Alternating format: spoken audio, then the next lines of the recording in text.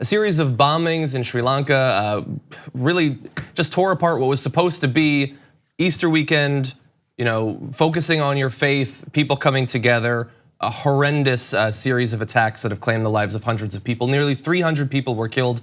The last death toll that I saw was 290. I'm sure that that's being updated pretty much constantly. Around 500 others were injured in 8 coordinated attacks on churches and hotels in Sri Lanka in a number of different locations. The government believes that they've identified the terror organization behind it, but no one, including that group, has actually come out and said that it was them. And so it's possible that they know more than they've really described, but it's also possible that it's still speculation this early on. Although the Sri Lankan police have said that they've arrested 24 people in connection with these attacks already, and it obviously has not been long yet. So we were talking before the show. This is an analysis and commentary and context sort of show. Most of the shows on our network are. And so when we talk about something like this, we're not doing it because we think that we have something to add in terms of our opinion, or that indeed we think that our opinion matters in this case. But on this show, we take seriously the threats that we face as a country and as a world. Right. And this is an absolutely horrendous thing. And we just feel like we have to acknowledge that this is absolutely horrendous, not only for the people there, for Christians around the world and all of that. I think, yeah, I mean, this is still a news show, and you were right when we talked about it this morning. Sometimes you just have to report the news. There's nothing, what is there to say about this horrible tragedy? Yeah. This horrible thing that this newly identified group has done to all these families, all of these people, to this entire area. Yeah, yeah, and I mean, covering the news, we've run up against there are a lot of attacks.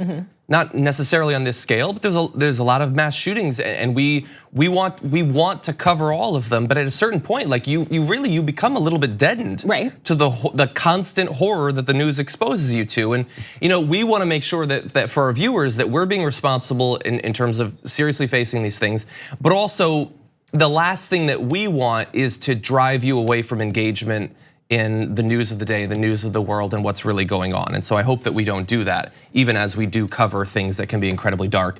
I want to read a statement from, I believe it's the Prime Minister of Sri Lanka, Ranil Wickremesinghe, who said, "I strongly condemn the cowardly attacks on our people today.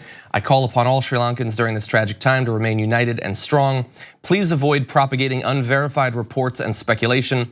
The government is taking immediate steps to contain the situation." And I understand the concern expressed there about speculation, all of that. We saw, I mean, how many different conspiracy theories were propagating in the immediate moments after we found out, that Notre Dame was burning. Right, that's true. That's a constant worry. It was an accidental fire, is what it still seems to be, right, at this point. It seems like it, yes. Yeah, and I've seen videos of, here, I'm gonna blowtorch this old wood, and that's gonna demonstrate that this couldn't possibly have been an accidental fire, those sorts of things. Now, what's interesting though, I don't know that it's tied, but apparently, according to the New York Times, Sri Lanka's security forces were warned at least 10 days before the bombings that the militant group was planning attacks against churches, but apparently took no action against it, indicating a catastrophic intelligence failure. Top government officials say the warning never reached them. That is horrifying. It is horrifying, but we also don't know to what extent it's true or specifically true or how credible the information was. You never know, you need more time. We don't have the expertise in this area to know. It will take some time to figure it out. Absolutely, and unfortunately, there's nothing that can go back. You just don't want, though, if there was a warning, if there was some sort of warning.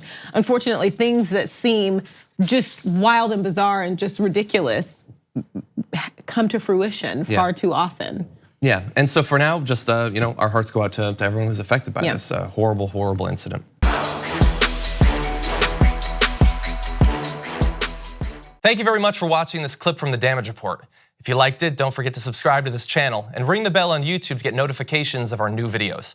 And of course, you can catch the full Damage Report live every weekday at 1 p.m. Eastern, 10 a.m. Pacific on TYT Network on YouTube TV.